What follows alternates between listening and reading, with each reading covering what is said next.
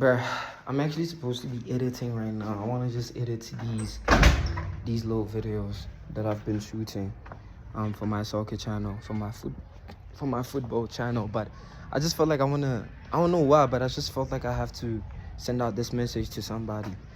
Oh, listen to me. First of all, like, I just saw a comment online. Somebody said, "Man of God." Dog, I posted a video. Like, somebody, like, literally commented, "A man of God." Like, I'm a man of God.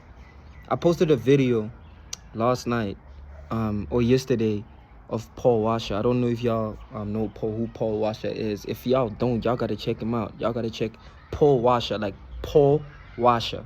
Check him out. He said he goes to a lot of places, and when he goes to these places, people likes to call him man of God, and that makes him sick. And I resonated with that. Like, I felt that in a different way, because I experienced that too. Because, I'm on social media, and, I'm obviously doing what I'm doing, by the grace of the Lord. I get around a lot of people, and they call and they see me, or call me even, man of God. And I felt that very even before I watched the Paul Washer sermon. I felt that, like, bro, why y'all calling me man of God, bro? I'm just a man that needs grace as much as you need grace. Like, y'all know there's no great man of God, right? There's no great man of God, bro. I know in South Africa, we have this thing where we like to lord men and women of God. Like, we like to lord them. And I know I might get in trouble for even saying this right now, but we like to treat pastors and men and women of God like, yeah, this is like very, like, this person, it's like on a certain throne. Like, we put them in the pedestal, right? Basically, we idolize them, right? And why is that though? Because when we actually deep down, when we actually look at it and we think about it, we all the same, y'all. We all the same. And I'm making this video right now not to only point that one out. Like, let's stop idolizing men and women of God. But even us on social media, stop idolizing us, bruh. Like, stop looking at people that does content online and feel like maybe God can't use you because you're looking at this certain person, certain figure on your phone, and you feel like, man, God can only use this person because of whatever reason, and God can't use you. Because, bro, if I were to tell you guys the type of just things, the type of sins, the type of mistakes I've been making this past 2 months, y'all will be disappointed. A pastor said one time, like, bro, if I was to take your brain, right, your brain, and I put it on a CD and played it for your family to watch that, you would do everything in your power for me not to play that video of your mind, because you know what you've been thinking, you know the thoughts you've been having. And, bro, we flip it, and I'm like, bro, you know how I know that's true? You know how I know it's true that you wouldn't let me play that video? Because I would do the same. I wouldn't let you play the video of my mind and what I be thinking. I wouldn't. Because, bro, the things I think when I look at people, the things I think when I just walk in the street and I see people, you guys would be disappointed that me, the person you watch online, the person you think he got it figured out, you'll be disappointed that ain't no way he's thinking that. Ain't no way he talks like that in his mind. But I do. So stop idolizing men and women of God, y'all.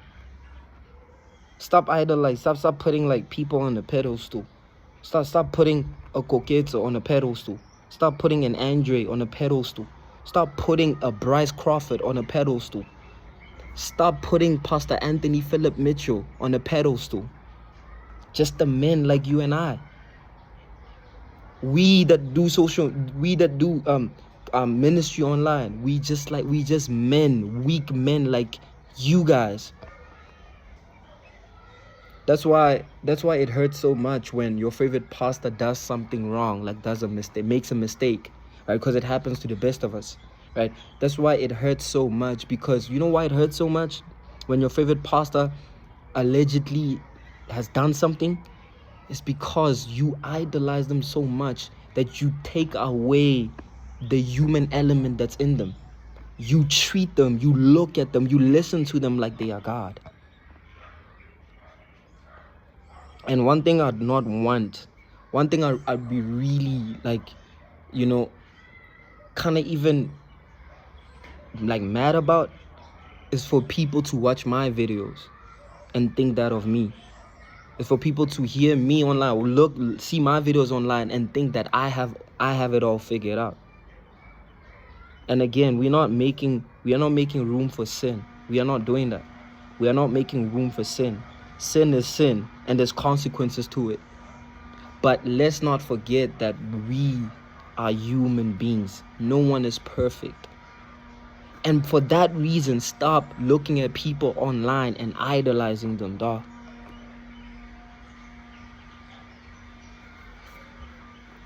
I'm gonna say this and I'm gonna leave. A lot of people are struggling to understand that God can use them. A lot of people struggle with the fact that to accept that God can use them. You know why? Because you look at the next person, you look at the other person, and you look what they have and how they doing in their ministry, and you think like it's impossible for God to use you in the way God is using that other person.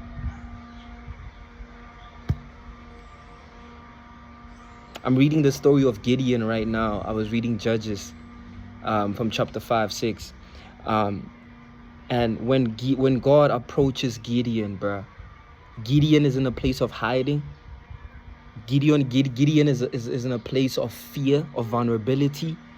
And the first thing God tells Gideon is that the first name that God calls Gideon is a mighty man of valor. But Gideon is scared. Gideon is in hiding. Gideon is in a place of weakness.